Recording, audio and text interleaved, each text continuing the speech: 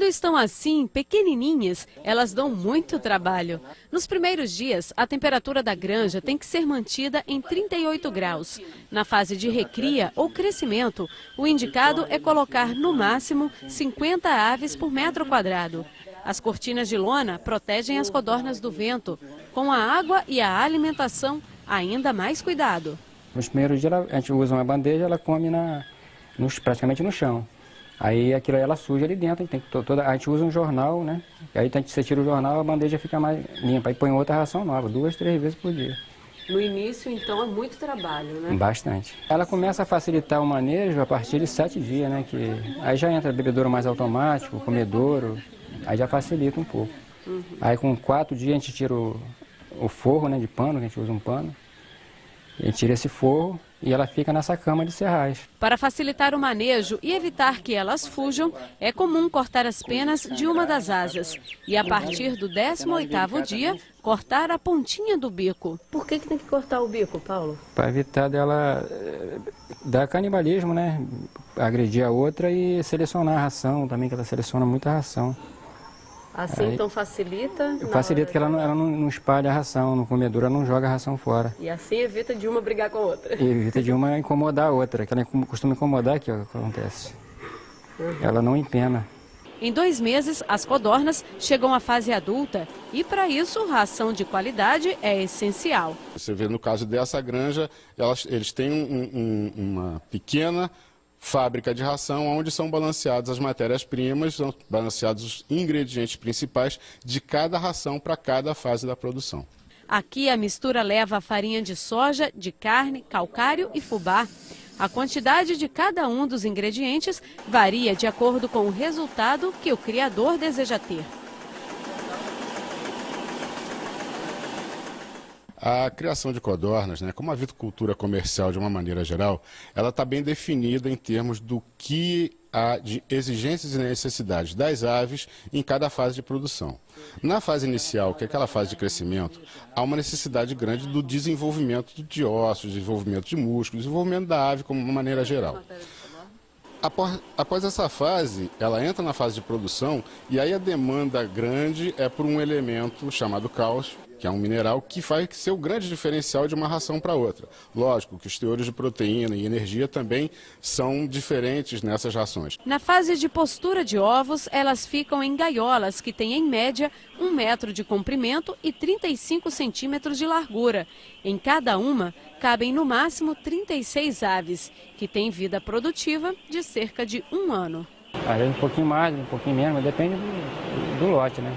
Tem um lote que não vai bem, você descarta ele mais cedo. Tem um lote que ainda está indo bem, às vezes tem espaço também, não tem outra para colocar, você mantém ele um pouquinho mais. Seu Paulo tem mais de 30 mil aves. Para manter a produção o ano todo, durante o inverno, quando escurece mais rápido, é usada luz artificial para estimular o crescimento e a reprodução. Por mês, cada codorna coloca cerca de 25 ovos.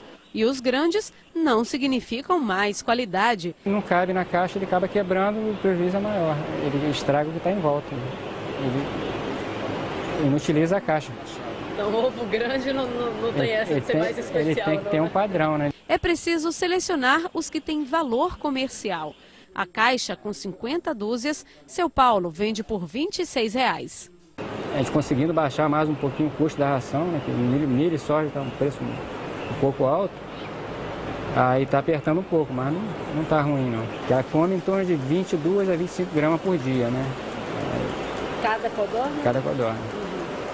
E um custo hoje por tonelada aí de ração de uns R$ 800 mais ou menos. Por tonelada? Por tonelada. E a tonelada dá quanto tempo aqui na produção de vocês? A tonelada não dá quase nada. É?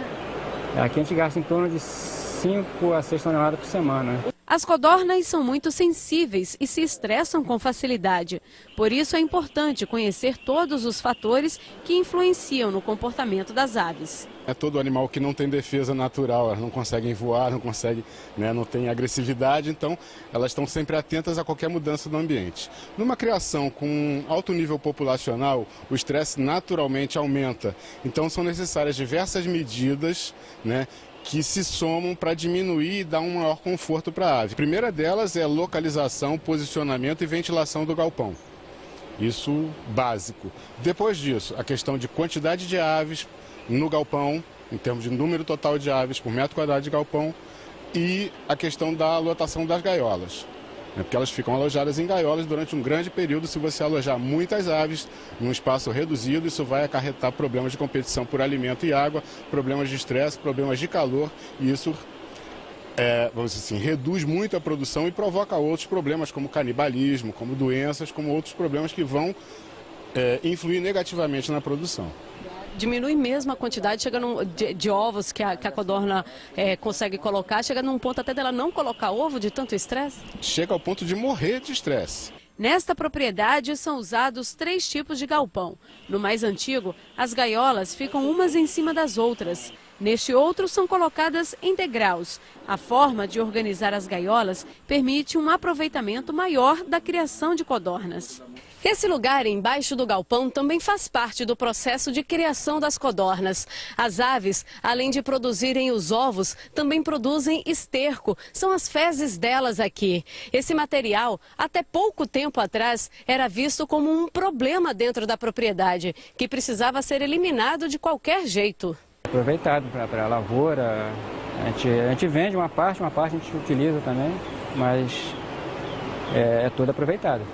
Dá um certo trabalho, você tem que secar ele, não deixar lama, essas coisas, mas a gente consegue um retorno com o esterco também. Agora, o esterco é recolhido e usado como adubo no pomar.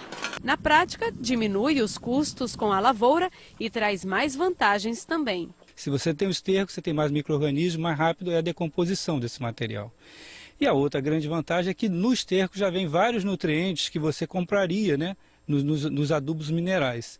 E com isso você tem uma redução bastante significativa dos adubos solúveis que são aplicados no solo. Outra grande vantagem é como você tem adubos que são orgânicos, a mineralização é mais lenta. Então, quando você pega um adubo nitrogenado e coloca no solo, ele vai ficar prontamente disponível para a planta. Então, ele se perde com mais facilidade e acaba também causando problemas de resíduos, de intoxicação e contaminando o solo. Resultado a olhos vistos, frutas robustas e produtor satisfeito. Foi uma combinação que deu certo, então, né? Da criação da codorna com a produção de limão, né? Deu. Tá funcionando. Até agora, até o momento, tá dando bastante certo. Um ajuda a empurrar o outro. E aí é bom pro produtor, né? Verdade. É isso aí.